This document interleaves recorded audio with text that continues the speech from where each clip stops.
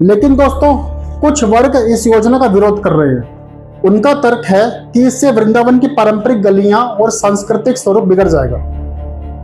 पर सवाल यह है, जब हजारों की भीड़ बेकाबू हो जाती, लोग दम घुटने से मरते, तब यह परंपरा याद क्यों नहीं आती? जब श्रद्धालुओं को दर्शन के लिए घंटों लाइन में खड़ा रहना पड़ता है और धक्का मुक्के में चोट लगती है, तब ये आवाजें क्यों नहीं उठती? सिर्फ इसलिए कि व्यवस्था बिगड़ने के बावजूद कुछ खास लोगों को अंदर तक पहुंचने का विशेष अधिकार मिला हो। दोस्तों, इन विरोधों के पीछे कहीं ना कहीं एक स्वार्थ छुपा हुआ है।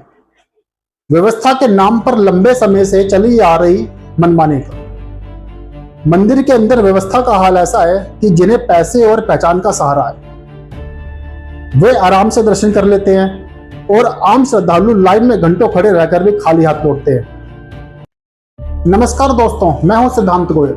दोस्तों, हर साल लाखों श्रद्धालु वृंदावन के बांके बिहारी मंदिर पहुंचते हैं, लेकिन त्योहारों के समय यहां हालात बेकाबू हो जाते हैं। धक्का मुक्की, भगदड़ और कभी तो मौत भी हो जाती है।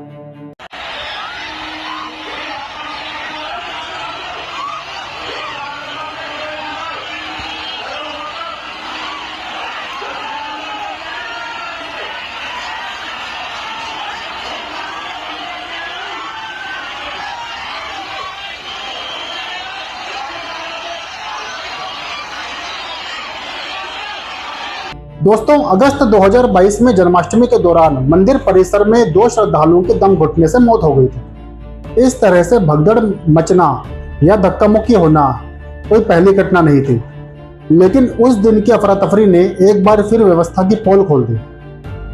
अब सोचिए दोस्तों, जब एक ही जगह पर एक साथ 5 लाख से ज्यादा लोग पहुंचते हैं, तो क्या बिना बेहतर व्यवस्था के मंदिर तक पहुंचना और फिर दर्शन कर पाना संभव है क्या यह भक्तों की श्रद्धा का अपमान नहीं कि उन्हें आस्था की जगह अफरा तफरी में धकेला जाए?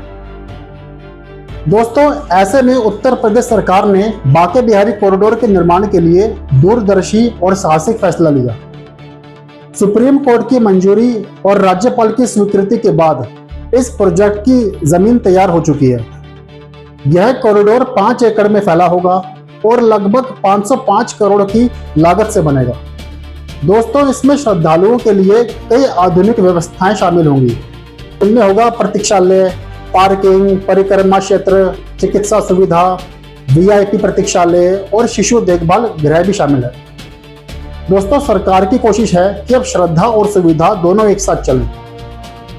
ये वही सरकार है दोस्तों जिसने काशी विश्वनाथ और महाकाल लोक जैसे प्रोजेक्ट्स से तीर्थ स्थलों को नई दिशा दी है, और अब वृंदावन में भी उसी सोच की छाया नजर आ रही है। इतना ही नहीं, इस प्रोजेक्ट के जरिए वृंदावन के अन्य प्राचीन मंदिरों जैसे राधा रमण और मदन मोहन तक श्रद्धालुओं की पहुंच भी आसान हो जाएगी। ब्रज तीर्थ विकास परिषद की योजना है कि भक्तों को एक ही कॉरिडोर से दर्शन का अनुभव मिले। दोस्तों, साथ ही यमुना नदी पर प्रस्तावित सस्पेंशन ब्रिज भी इस पूरी यात्रा को और सुंदर और व्यवस्थित बनाएगा। लेकिन दोस्तों, कुछ वर्ग इस योजना का विरोध कर रहे हैं। उनका तर्क है कि इससे वृंदावन की पारंपरिक गलियां और सांस्कृतिक स्वरूप बिगड़ जाएगा। पर सवाल यह है, जब हजारों की भीड़ बेकाबू हो जाती, लोग दम घुटने से मरते, तब यह परंपरा याद क्यों नहीं आती? जब श्रद्धालुओं को दर्शन के लिए घंटों लाइन में खड़ा रहना पड़ता है और धक्का मुक्के में चोट लगती है, तब यह आवाजें क्यों नहीं उठती? सिर्फ इसलिए कि व्यवस्था बिगड़ने के बावजूद कुछ खास लोगों को अंदर तक पहुंचने का विशेष अधिकार मिला हो। दोस्तों, इन विरोधों के पीछे कहीं ना कहीं एक स्वार्थ छुपा हुआ है। व्यवस्था के नाम पर लंबे समय से चली आ रही मनमानी का। मंदिर के अंदर व्यवस्था का हाल ऐसा है कि जिन्हें पैसे और पहचान का सहारा है, वे आराम से दर्शन कर लेते हैं और आम श्रद्धालु लाइन में घंटों खड़े रहकर भी खाली हाथ लौटते हैं। कई बार पंडित दर्शन के नाम पर पैसे वसूलते हैं। और दोस्तों, पिछले कुछ समय से ऐसी भी घटनाएं सामने आ रही हैं कि कुछ लुटेरों द्वारा बंदरों का इस्तेमाल कर भक्तों से सामान छीना जा रहा है, जिसके बदले उनसे मोटी रकम वसूली जाती है। दोस्तों, सवाल यह है कि तब संस्कृति की दुहाई देने वाले ये लोग कहां थे? तब क्यों उन्होंने सरकार से मंदिर व्यवस्था को बेहतर करने की गुहार नहीं लगाई? क्या यही संस्कृति है?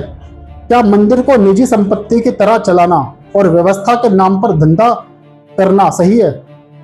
जब भक्तों की जान जोखिम में हो, व्यवस्था ध्वस्त हो और लोग श्रद्धा के नाम पर अपमानित हो, तब कोई सुधार गलत कैसे हो सकता है? दोस्तों, सरकार की मंशा स्पष्ट है, श्रद्धालुओं को एक ऐसा अनुभव देना जो आस्था के साथ सुविधा को भी जोड़े।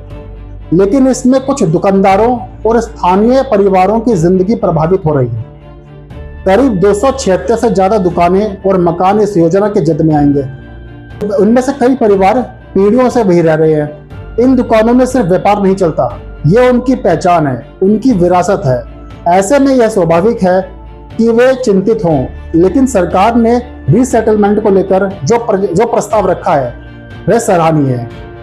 रुक्मणी विहार में 2 BHK और 3 BHK फ्लैट्स देने की बात कही गई है और बांके बिहारी मंदिर की इनकम से मुआवजा देने की योजना। दोस्तों, जरूरत इस बात की है कि ये बातें सिर्फ कागजों तक न रहे। रीसेटलमेंट की प्रक्रिया इज्जत और बातचीत के साथ होनी चाहिए, ताकि जिनका डिस्प्लेसमेंट हो रहा है उन्हें भी लगे कि वे डेवलपमेंट का हिस्सा है, ना कि उसकी कीमत। दोस्तों, वृंदावन की गलियों की संकरी पहचान एक इमोशनल अटैचमेंट रखती है। लेकिन अगर यही गलियां लोगों की जान के दुश्मन बन जाए तो उस पहचान का क्या फायदा दोस्तों? डेवलपमेंट का मतलब विरासत को मिटाना नहीं होता, बल्कि उसे सहेजते हुए आगे बढ़ाना होता है। और यही मौका है एक बेहतर व्यवस्था का मॉडल पेश करने का, जिससे श्रद्धा भी बने रहे और सुरक्षा भी। साथ ही यह भी जरूरी है कि दुकानदारों और आम जनता के बीच सरकार भरोसा बनाए। जिस तरह सरकार ने पहले काशी में स्थानीय लोगों की बात सुनी, उसी तरह वृंदावन में भी बातचीत को प्राथमिकता दी, क्योंकि जब विकास में दर्द की हिस्सेदारी समझी जाती है तब ही वह विकास स्वीकार्य बनता है। दोस्तों, 150 साल पुराने इस मंदिर में भक्ति का जो भाव है उसे कोई कॉरिडोर बदल नहीं सकता। लेकिन जो व्यवस्थाएं अब तक भक्तों को तकलीफ देती हैं उन्हें बदलना जरूरी है। यह सुधार श्रद्धा की भावनाओं को चोट नहीं पहुंचाता, बल्कि उसे और सहज बनाता है। जब लाखों भक्त एक ही जगह उमड़ते हैं तो व्यवस्था का मजबूत होना जरूरी है। यही कॉरिडोर अब वह रास्ता बन सकता है जिससे आस्था और व्यवस्था साथ चले। दोस्तों, आस्था कभी ईंट पत्थर से नहीं जुड़ी होती, बल्कि उस भाव से जुड़ी होती है जो भक्त और भगवान के बीच होता है। अगर वो भाव सुरक्षित रहे तो रास्ता चाहे नया हो या पुराना, उसकी पवित्रता बनी रहती है।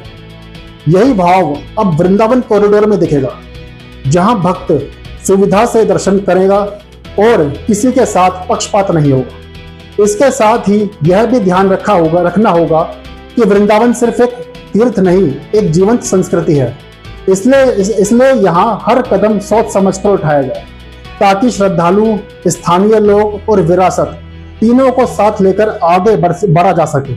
यह सिर्फ एक प्रोजेक्ट नहीं, यह आस्था और व्यवस्था के बीच संतुलन की परीक्षा है। और दोस्तों, अब यह हमारी सामूहिक जिम्मेदारी है कि इसे एक सकारात्मक दिशा दी जाए। नमस्कार दोस्तों।